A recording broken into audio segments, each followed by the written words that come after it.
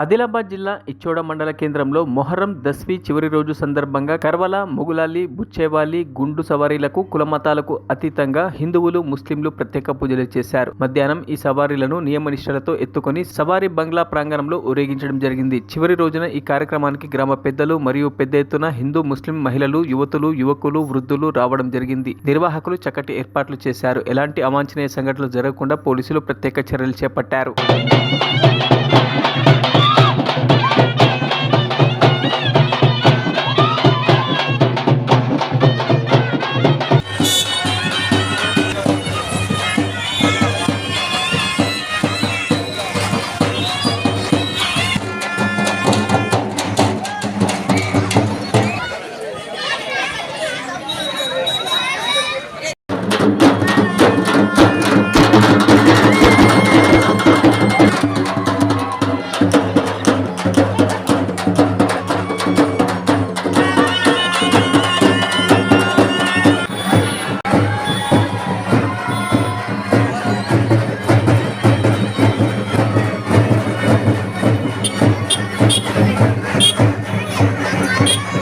మరిన్ని అప్డేట్స్ కోసం మా ఛానల్ని సబ్స్క్రైబ్ చేయండి.